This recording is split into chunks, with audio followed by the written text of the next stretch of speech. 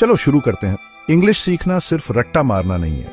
Fluent बनने के लिए आपको अपने दिमाग को इंग्लिश में सोचना सिखाना है, ट्रांसलेट नहीं करना। तो कैसे शुरू करें? चलो इसे समझते हैं। सबसे पहले समझो कि इंग्लिश में सोचना क्यों जरूरी है। जब आप ट्रांसलेट करते हो तो आप स्लो हो जाते हो और फ्लुएंसी कम हो जाती है, लेकिन जब आप सीधा इंग्लिश में सोचते हो तो आप ज्यादा तेज सीखते हो, कॉन्फिडेंस से बोलते हो और कम गलतियां करते हो।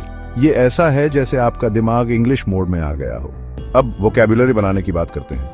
जितने ज्यादा वर्ड्स आपको पता होंगे उतना ही आसान होगा इंग्लिश में सोचना। लेकिन सिर्फ नए वर्ड्स सीखने से नहीं होगा, उन्हें यूज भी करना होगा। रोज वर्ड प्रैक्टिस करो। हर रोज 5-10 नए वर्ड्स सीखो और उन्हें सेंटेंसेस में यूज करो। एक वोकैबुलरी जर्नल रखो जिसमें नए वर्ड्स, उनके मीनिंग्स और एग्जाम्पल सेंटेंसेस लिखो। अगला, सिनोनिम्स यूज करो।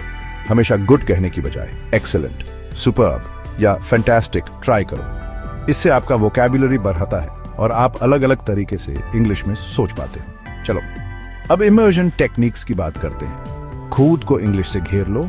इंग्लिश में मूवीज और टीवी शोज देखो, पॉडकास्ट सुनो जो आपको पसंद हो और बुक्स, आर्टिकल्स, यहाँ तक कि सोशल मीडिया भी इंग्लिश में पार हो। इससे आपका दिमाग इंग्लिश से ज्यादा फेमिलियर हो जाता है। स्पीकिंग और लिसनिंग की प्रैक्टिस करो।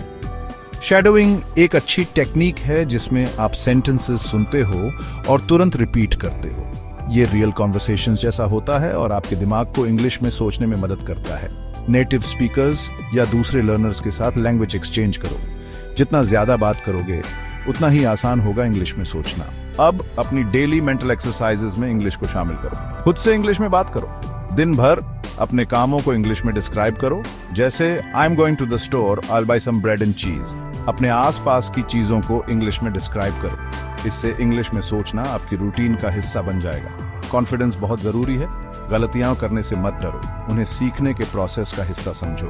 खुद से कहो आई एम इम्प्रूविंग या I can do this. Positive thinking आपका कॉन्फिडेंस बढ़ाता है और इंग्लिश बोलने का डर कम करता है। एडवांस्ड लेवल के लिए कॉम्प्लेक्स सिचुएशंस में इंग्लिश में सोचने की कोशिश करो। इंग्लिश में जर्नल लिखो, अपने दिन या अपने थॉट्स के बारे में लिखो। इससे आपकी फ्लुएंसी बढ़ेगी। अंत में अपनी स्किल्स को मेंटेन और इम्प्रूव करो। प्रोग्रेस ट्रैक करने के लिए गोल्स सेट करो और प्रैक्टिस करते रहने के लिए इंग्लिश स्पीकिंग कम्युनिटीज ज्वाइन करो।